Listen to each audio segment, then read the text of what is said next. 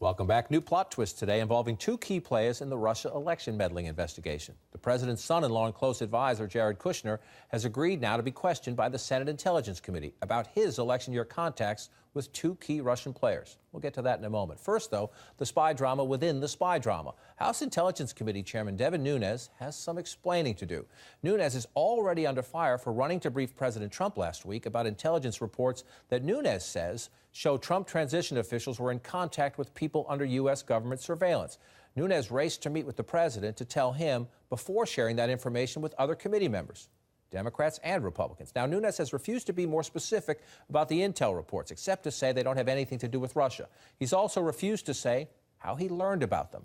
Now, though, CNN has learned, and Nunes now confirms he was at the White House complex the day before his big announcement. CNN's Manu Raju joins us now from the Capitol. Manu, Democrats already were saying he was trying to protect the president, not conduct an impartial investigation. I assume for the Democrats, this is another log on that fire. What is the chairman's explanation? Well, John, we're learning more about his whereabouts the night before that bombshell announcement. Nunes' spokesperson actually just putting out a statement, giving a little bit more information, saying that Chairman Nunes met with this source at the White House grounds in order to have proximity to a secure location where he could view the information provided by the source. He said that the chairman is extremely concerned by the possible improper unmasking of names of U.S. citizens, and he began looking into this issue even before President Trump tweeted that assertion that Trump Tower had been wiretapped. Now, why is this significant? Because Nunes has not been saying whether or not this information came from the White House. In fact, multiple times last week, I asked him, can you categorically rule out that this information came from the White House? He would not do that. He said, I cannot reveal my sources and methods. But the reason why folks are concerned about this, particularly on the Democratic side, is that the part of this House intelligence investigation is looking at White House Trump team contacts with Russian officials during the presidential election. They believe there should be a firewall of sorts between what Capitol Hill is doing and what the White House is doing. And the possibility here that Mr. Nunes may have received this information from the White House and then briefed the President of the United States without telling his committee staff and then revealing this publicly to attempt to apparently muddy the waters on that allegation of wiretapping raises a lot of questions. Now, Speaker Ryan has full confidence in Devin Nunes. Actually, a spokesperson putting out a statement just moments ago saying that Ryan believes that Mr. Nunes can run a credible, fair investigation. But last week, John, on Friday, Nunes also came under fire when he abruptly canceled a Tuesday public hearing on Russia where John Brennan and other former intelligence officials were going to testify. I'm hearing today that James Comey, who was going to have a classified briefing tomorrow instead, may not actually appear before the House Intelligence Committee. They may not actually go forward with that. That was never confirmed on the books. We're trying to get more information if, in fact, that Comey briefing is going to happen. But a lot of questions about whether this investigation can produce a credible report on the issue of Russia ties and the Trump campaign, particularly in light of these latest revelations, John. I think that certainly is a fair question on this day. Manu Raju, thanks very much. Let's come into the room here. Somebody help me.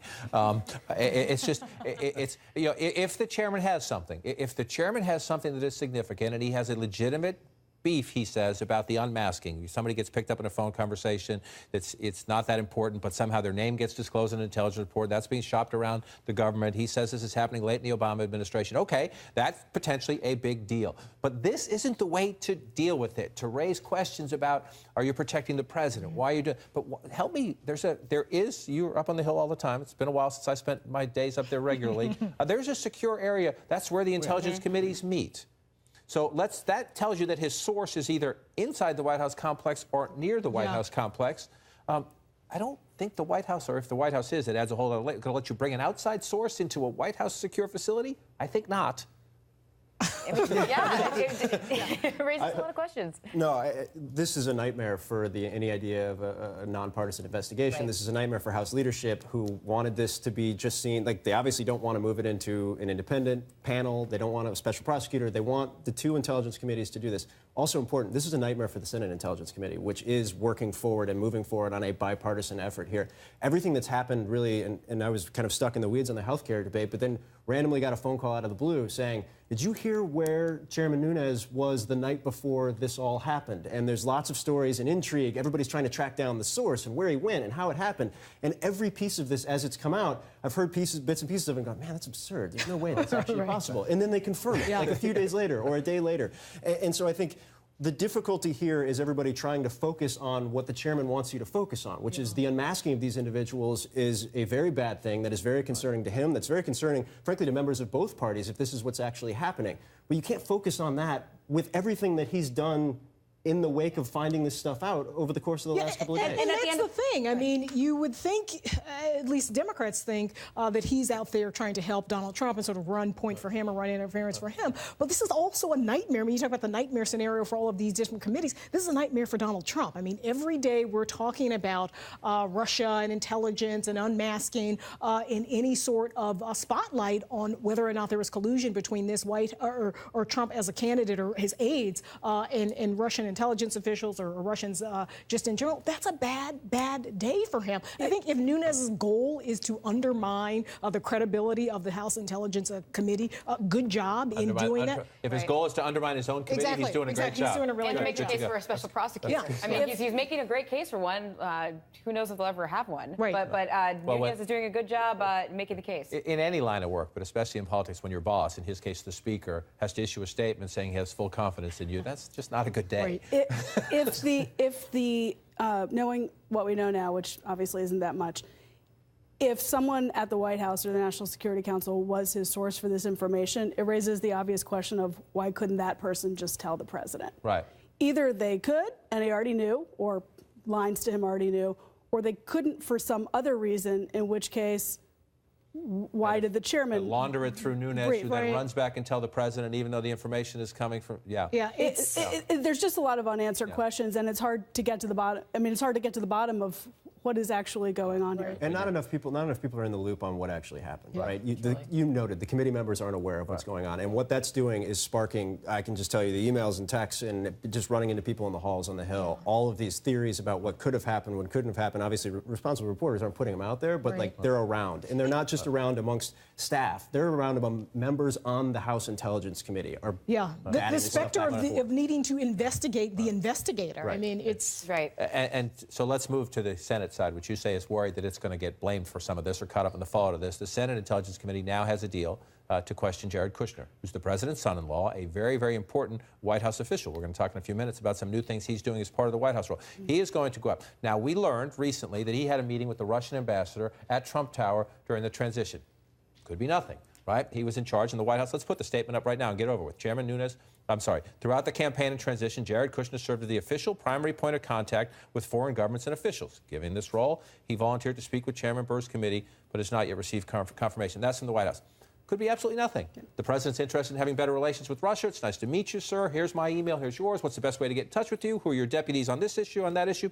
Could be absolutely nothing. Except we were asking the Trump transition and then Trump administration for months, who did you meet with from Russia during the campaign? They didn't disclose it. Then we find out. Today, as this testimony is scheduled, or this questioning, I should call it, is scheduled, it turns out he also met with the head of a state-run Russian bank who just happens to be incredibly close to Vladimir Putin. Now, again, could be innocent, could be about economic contacts, but this bank is under sanctions by the Obama administration. They didn't disclose it. So by not telling us things, they raise suspicions.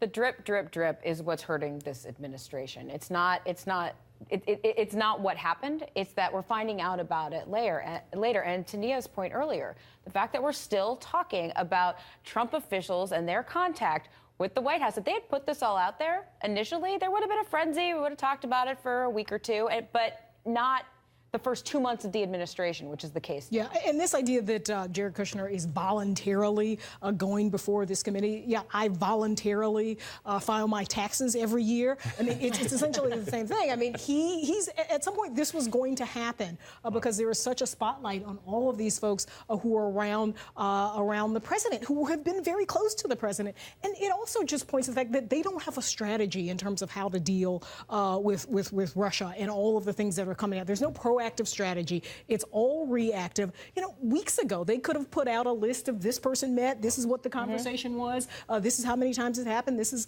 when it happened. None of that. That's how Washington traditionally works. Yeah. But they are untraditional in many, many ways. Right. This one included. And Jared Kushner's role at the White House is untraditional, as we all know. He's a young man, doesn't have government experience, but has earned the president's trust. And he and his wife, Ivanka Trump, obviously care a great deal about their personal reputations, their professional reputations, not just in this current role in government, but beyond, kind of before and after the Trump administration. He's got his hand in a number of ventures, as we're discussing, you know, Mideast peace, international relations all over the world. So his credibility on this has ripple effects and beyond. So I think that's part of the reason why he's... Ripple effects, and let's, in the order of the segue, we're talking about Jared Kushner going up to testify before the Senate Intelligence Committee at some point.